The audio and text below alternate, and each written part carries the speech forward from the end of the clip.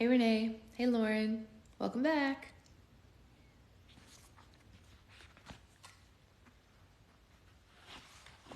Renee, do you love sunflowers? I love sunflowers. Just our daily restart, that's right. Just classic, Abby. Abby, I'm pretty sure your order is getting to the post office this morning. We did your roll for slime last night, right, Abby? If so, it's already packed up and it's ready to go. You should have a tracking number in your email. We're getting through these pretty fast. I really love the ease of having, I can't believe our time zones are like 8 hours apart. Yep, it's true. Welcome back, everybody. Welcome back. Yeah, hey Natasha, the peace that a lot of us are getting from the calmness of the early release is so nice. It's like, oh, I have 30 orders. I think I'll slowly pack 30 orders through this day and not have to kill myself. Like it's pretty nice.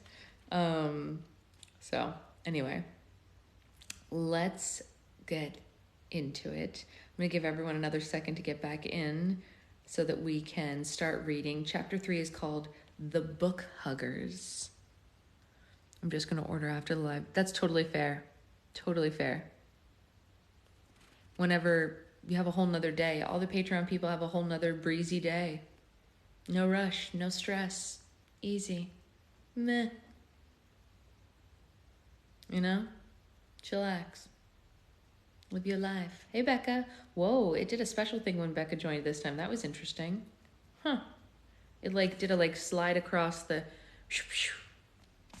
Did everyone see that or just me? I've not seen that before.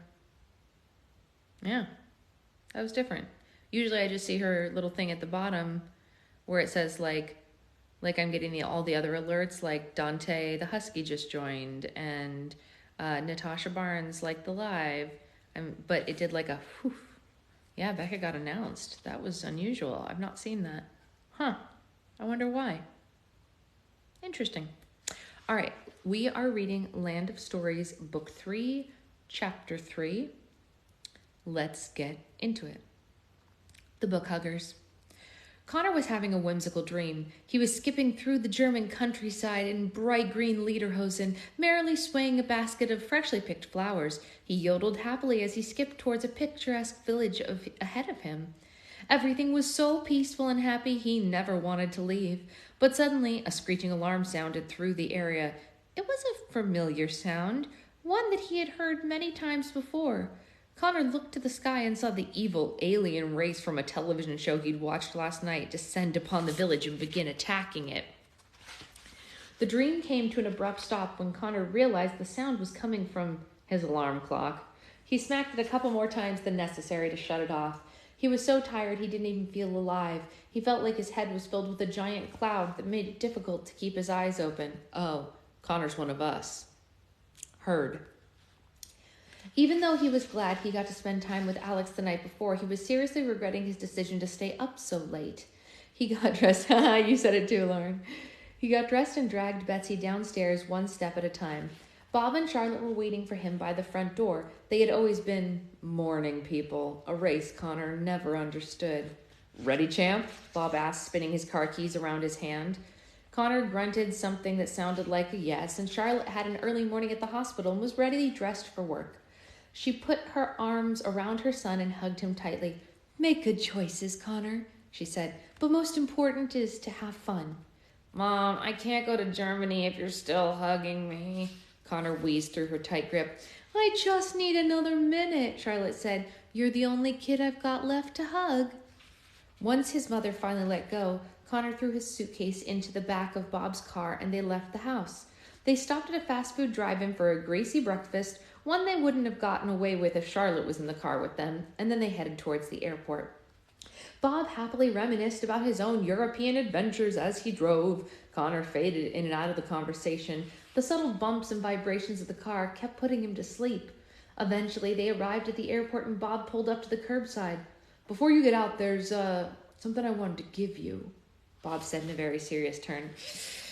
It isn't The birds and the bees talk, is it? Connor asked, fearing the worst. Because I've already seen all the videos at school.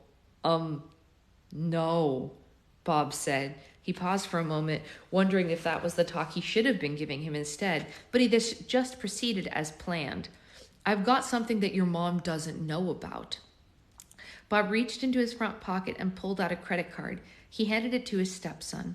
Connor was shocked to see Connor Jonathan Bailey written across the bottom. That's my name, Connor said. You got me a credit card, Bob? I did, Bob said. The PIN number is the year you were born. It's only for emergencies and only for this trip. Do you understand? As soon as you come home safe and sound, I'm going to take it back. I know your mom is against things like this, but I'd rather you were safe than sorry. So it's our little secret, okay? Connor excitedly bobbed his head up and down. Absolutely. Bob, you're slowly becoming my favorite person ever. Thank you so much. Bob smiled and chuckled to himself. Oh, I'm glad to hear it. He patted Connor on the back. You're my family, Connor, and I need to make sure you'll be all right. Now, go have an adventure. I mean, like one by normal standards. Try to avoid the evil enchantress and talking animals as much as possible. Connor spotted Mrs. Peters standing outside the terminal entrance. She was surrounded by a group of 4 girls from school who had all just arrived as well. As excited as he was about the trip, Connor wasn't looking forward to traveling with these girls. Don't worry, Connor reassured Bob. The scariest thing on our trip is waiting for me over there. Connor gave Bob a hug, grabbed Betsy from out of the back, and waved goodbye to Bob as he drove off.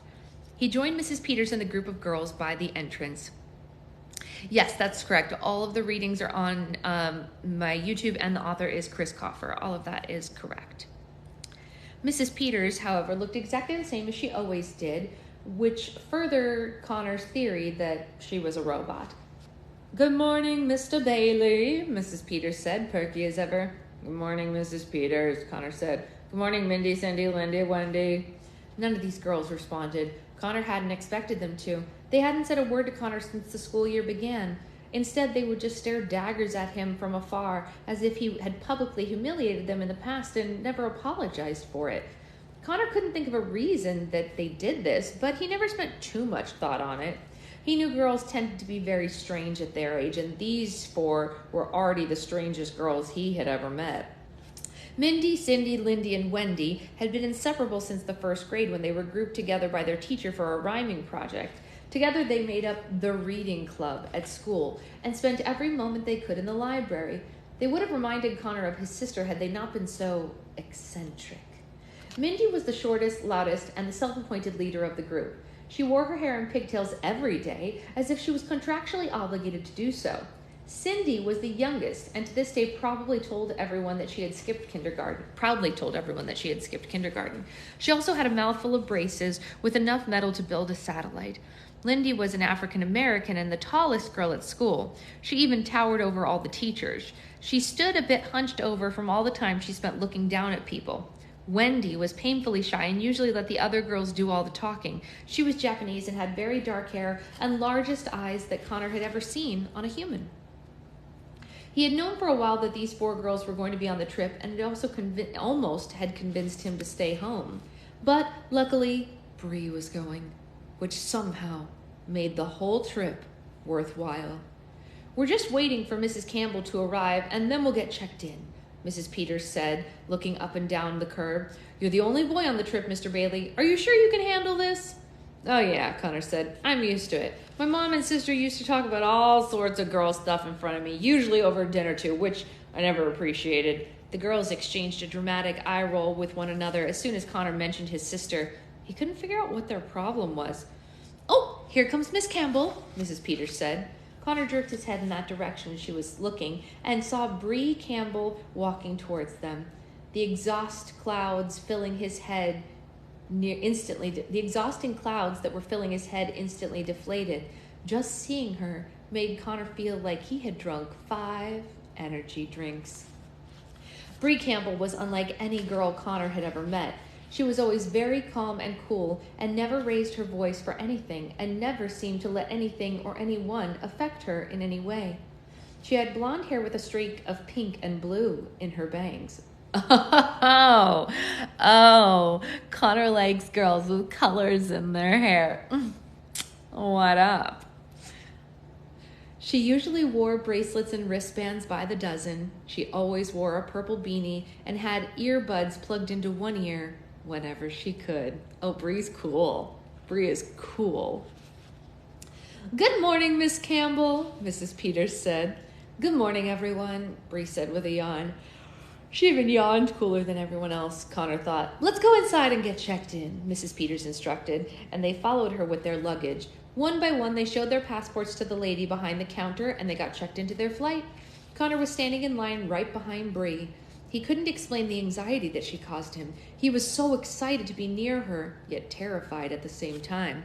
She's just a girl. She's not a python, he said to himself over and over again in his head.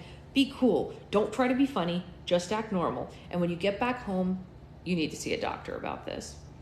Mindy, Cindy, Lindy, Wendy, you're all in row 31 in seats A, B, C, and D, Mrs. Peters said as she passed out their plane tickets. And Connor and Bree are in seats 32, A, and B.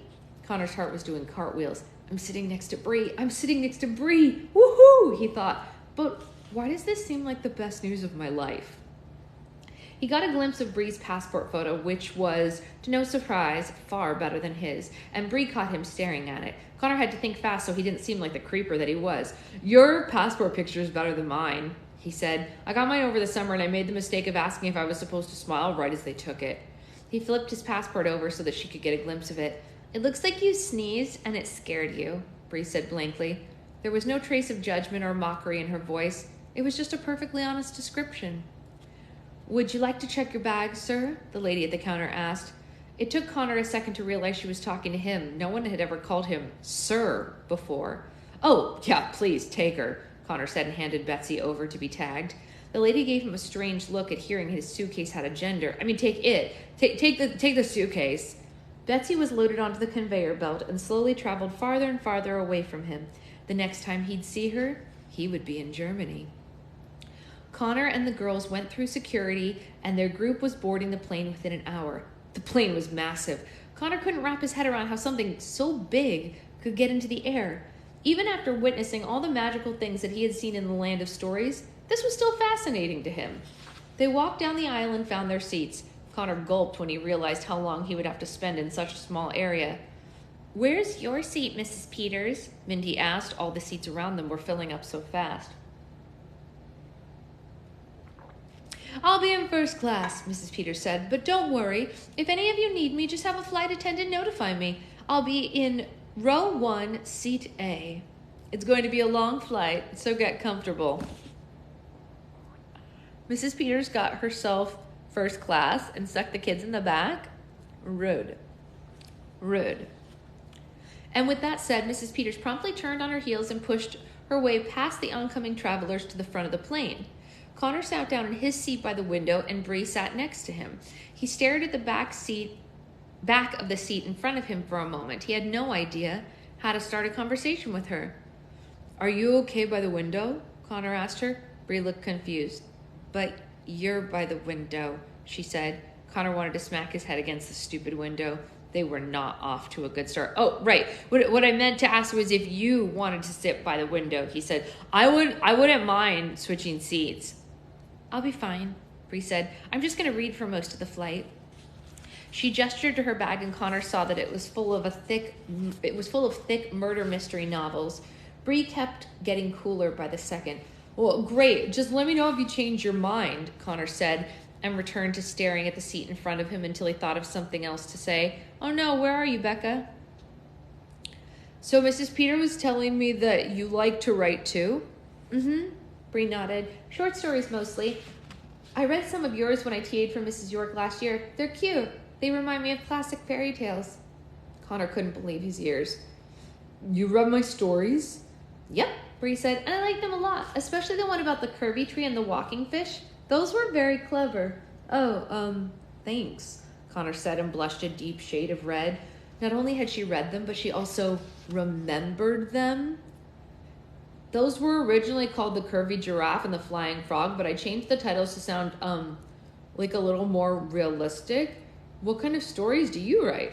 I just finished one called The Cemetery of the Undead, Bree said. I think it's pretty self-explanatory.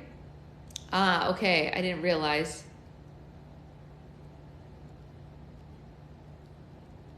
2.5 hours. Oof. Brutal. Connor nodded a little too much to seem normal. Yeah, that really sounds lovely. He felt like an idiot talking about fairy tales knowing that she wrote things like cemeteries and zombies. How was he going to convince her that he was cool when she was obviously the coolest person alive? Yeah, I've thought about changing up my genre, Connor said. I just think it would be fun to write darker stories about things like that, like stories of vampires and werewolves, but like no love triangles or anything like that. Oh, Connor, I forgot something I was going to ask you, Bree said. Ask me anything, he said. Do you have a crush on me or something? Bree asked point blank. Connor was positive everything in his body came to a complete stop, starting with his brain. He could feel his cheeks filling with so much blood that he was worried his head would explode. What? He asked, as if she had asked him something like if he was a leprechaun. No, of course not. Why would you even think that? Well, because you turn bright red and ramble whenever I'm around you, Bree said. She was neither accusatory nor suspicious. She was just stating the facts as calmly as ever.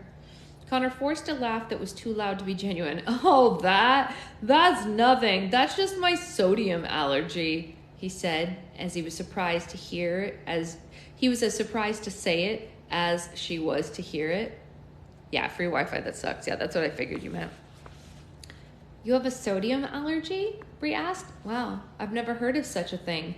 Yeah, it's very rare, Connor said. It makes me ramble and turn bright red for no apparent reason. So yeah, that explains all of that. He wasn't sure how far he was planning to go with this. He could tell that she wasn't convinced. Sorry, I just thought since we were going to be sitting next to each other for half a day on this plane, I just thought I would ask, Bree said.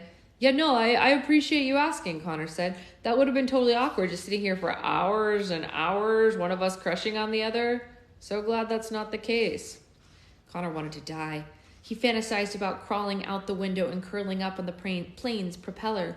He couldn't decide what was more mortifying, giving the impression that he had a crush on her, or that there may have been some truth to her suspicion. Connor had never had a crush before. He wouldn't have known if he had, but after being accused of having one, it slowly dawned on him that it must have been his problem. He had a crush on Bree. He looked out the window, too horrified to look at anything else. What was he supposed to do now that he had been diagnosed with a crush? Was there an anti-crush pill he could take? Was there a gland on his heart that could be removed? Was this terminal? Soon the plane pulled away from the gate and proceeded off the runway. It took off with a jolt, and Connor watched in amazement as the airport below them became smaller and smaller. Amazing, Connor said under his breath. Have you ever flown before? Bree asked him.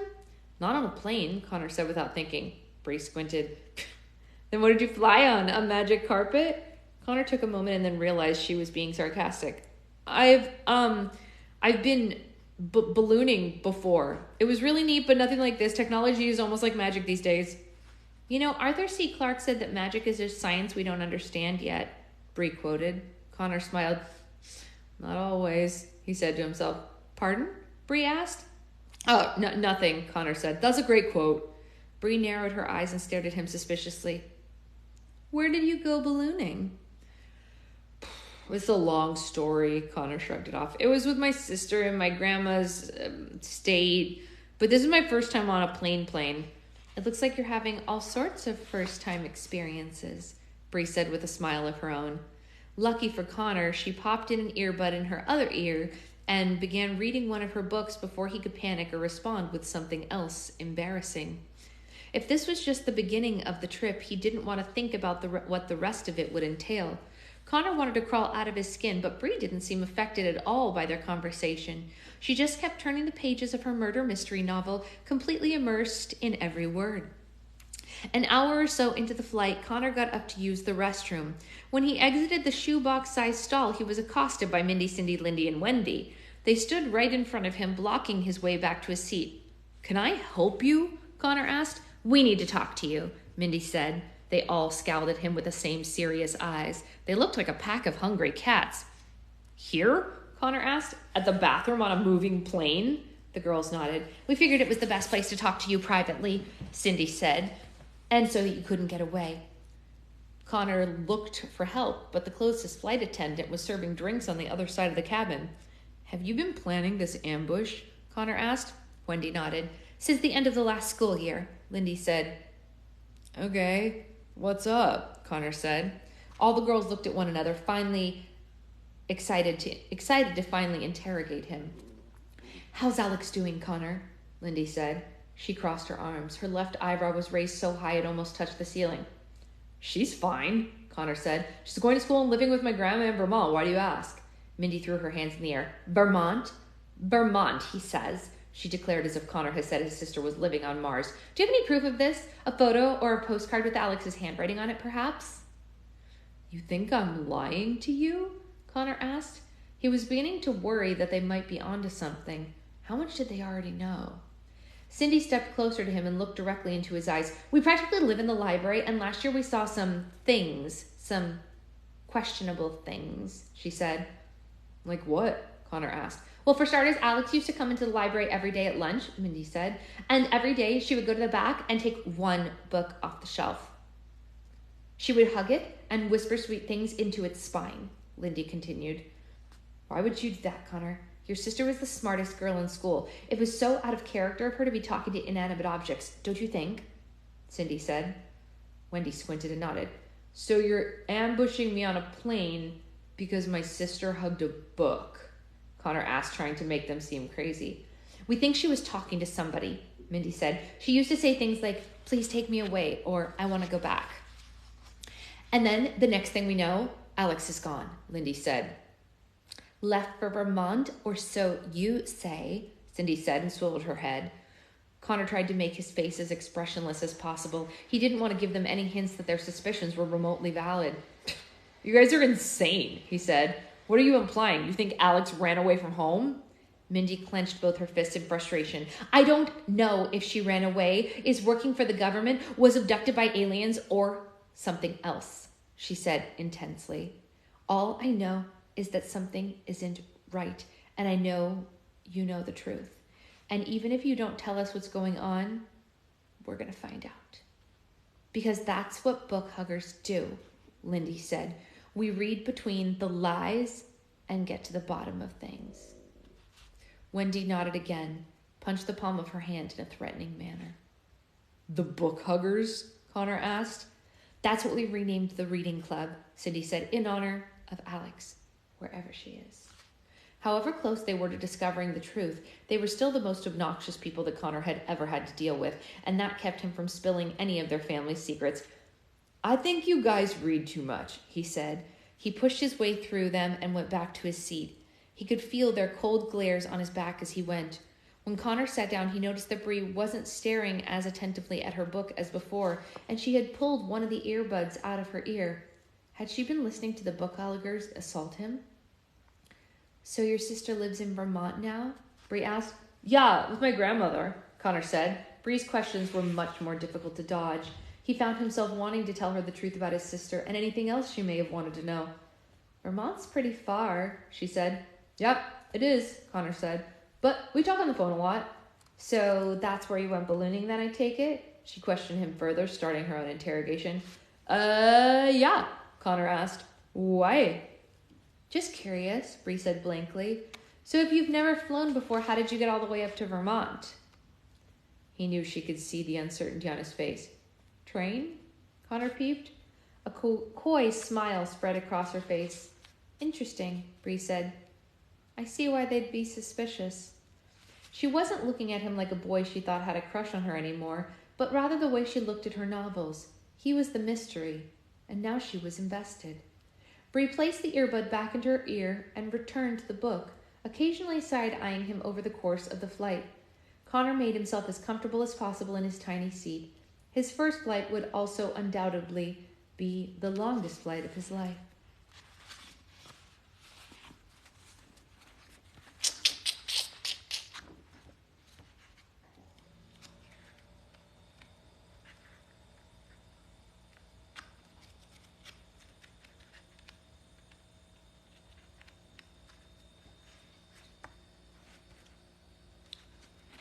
All right. That was our chapter for the day. I wanted to read another chapter. I actually really just want to keep reading all day, but I have so much work to do for all the orders and stuff. I will be live later. Hey Jenna, I'm just about to get off actually. I will probably be live in a short time, not too long, to do grab bags. And maybe a roll for slime for anyone who's around. You have an idea? Tell me quick because I'm about to get off and go pack orders. What's your idea? Tell me. Okay, you'll text me. Okay, cool. All right, y'all. I'll see you later. Bye, everybody.